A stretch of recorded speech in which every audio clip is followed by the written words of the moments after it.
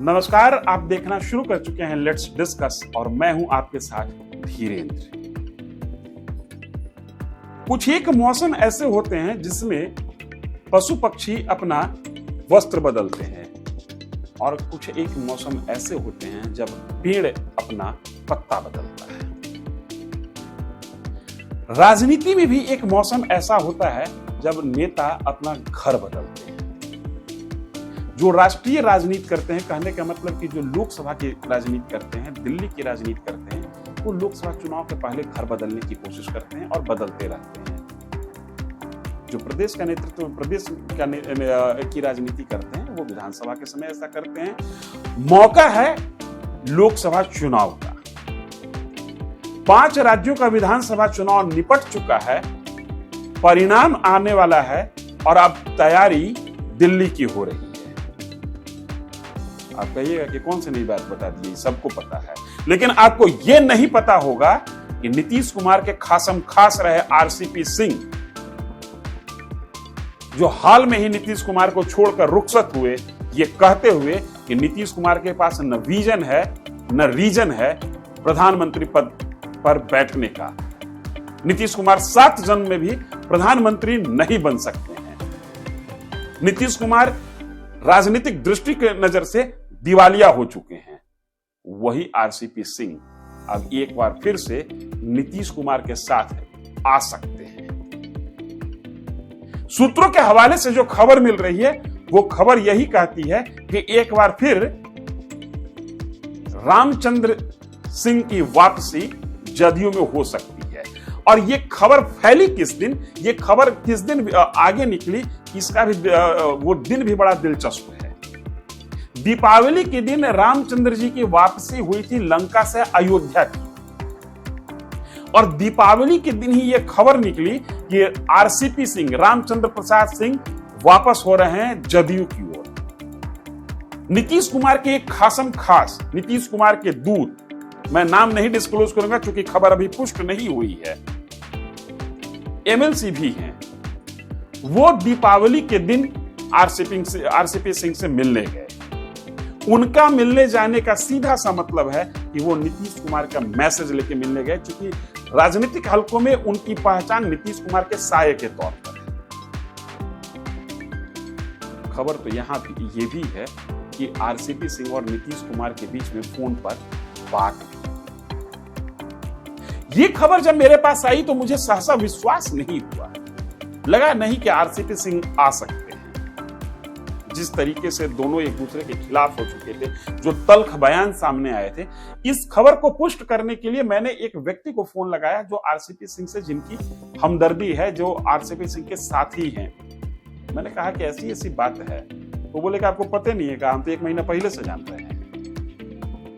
जनाब, खिचड़ी पक रही है और ये खिचड़ी का फल हो सकता है कि खरमास बीतने के बाद मकर संक्रांति के दिन खिचड़ी खाने का दिन होता है। संभव है कि उस समय ये खिचड़ी पकवान के रूप में नेताओं के सामने थाली में आ जाए। 2 महत्वपूर्ण तिथि मैं बता रहा हूं। दीपावली के दिन ये खबर आई कि रामचंद्र प्रसाद सिंह की घर वापसी हो रही है। इसी दीपावली के दिन भगवान राम की घर वापसी हुई थी लंका युद्ध जीतने के बाद। और मकर संक्रांति के बाद मैं कह रहा हूं कि खिचड़ी पक के मुकाम पर आएगी और संभव है कि आरसीपी सिंह जदयू में वापसी कर दें और इसका बाकायदा ऐलान मकर संक्रांति के दिन हो।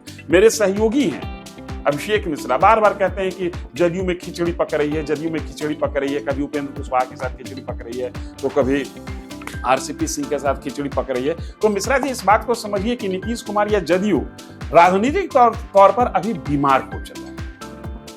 नीतीश कुमार अपने पॉलिटिकल करियर में अभी सबसे ज्यादा कमजोर दिख रहे हैं। उस समय इतना कमजोर नहीं थे 1995 में जब इनको 7 सीटें आई थी, क्योंकि उस समय नीतीश कुमार की पार्टी ग्रोइंग फेज में था, 7 सीट भी अचीवमेंट था। लेकिन आज नीतीश कुमार कमजोर हो गए हैं। कमजोर इसलिए हो गए कि सरकार का नेतृत्व तो इनके पास है, लेकिन जो इनकी दाईं ओर बैठता है सदन के अंदर, जो इनसे छोटा है नेतृत्व में, उसकी हैसियत इनसे बड़ी है। ये पहली बार नीतीश कुमार के साथ हुआ है। बीजेपी जैसी पार्टी के साथ नीतीश कुमार रहते हुए बड़े भाई की हैसियत में रहे, लेकिन 2020 के चुनाव के बाद नीतीश कुमार की ये राजनीतिक हैसियत कमजोर हुई है। और जब व्यक्ति कमजोर होता है तो उसे सुपाच्य भोजन दिया जाता है, खिचड़ी दिया जाता है। ये नीतीश कुमार की खिचड़ी अपनी पार्टी की सेहत को, अपनी राजनीतिक सेहत को मजबूत करने के लिए पकाई जा रही है। और इसी क्रम में कभी खबर आती है कि उपेंद्र कुशवाहा की वापसी हो रही है, तो कभी खबर आती है कि आरसीपी सिंह की वापसी हो रही है।